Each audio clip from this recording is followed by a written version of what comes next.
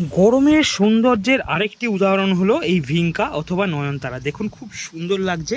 আমি এই পটটার মধ্যে, এই পটটা যেহেতু একটু ছড়ানো রয়েছে, এই পটটার মধ্যে 4 ধরনের ভিঙ্কা আমি লাগিয়েছি। এই দেখুন, এটা হচ্ছে হাইব্রিড, ঠিক আছে। এটা হচ্ছে সাদা আর গোলাপি মেশানো। এটা যখন বড় হয় তখন একটু গোলাপি আভা দেখা যায়, কিন্তু যখন ছোট থাকে তখন পুরো সাদা থাকে, মাঝখানে একটু গোলাপি থাকে। এটা হচ্ছে দেশি একটা ভ্যারিয়েন্ট সাদা নয়নতারা, অনেকেই দেখেছেন। এটা হচ্ছে হাইব্রিড ভ্যারিয়েন্ট, এটা একদম লাল। এবার আমি আপনাদেরকে একটু ডিফারেন্সটা দেখাবো। এটা একটা গাছ, এ দেখুন লাল, একদম পুরো টকটকে লাল। এবং এটা দেখুন একটু ম্যাজেন্টা টাইপের, ম্যাজেন্টা রেড। এটা ম্যাজেন্টা রেড আছে, এটা টকটকে, অর্থাৎ 4 কালারের ভিঙ্কা কিন্তু আমার কাছে এখন আপাতত রয়েছে। এবং আলাদা একটা টবে দেশি আরেকটা ভ্যারিয়েন্ট যেটা হয়, এই যে গোলাপি, এটাও রয়েছে।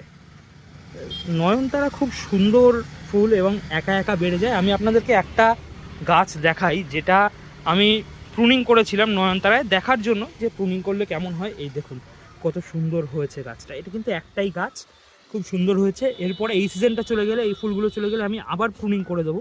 প্রুনিং করলে আরও বেড়ে যাবে। আর এই পাশে তো আমাদের দেশি বুগানভেলিয়ার কিছু ভ্যারাইটিস রয়েছেই।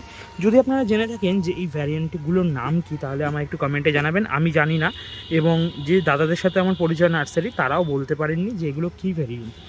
দেশি ভ্যারিয়েন্ট সবকটাই, এর মধ্যে কোনো দ্বিমত নেই, কিন্তু কী ভ্যারিয়েন্ট সেটা জানার আমার খুবই আগ্রহ।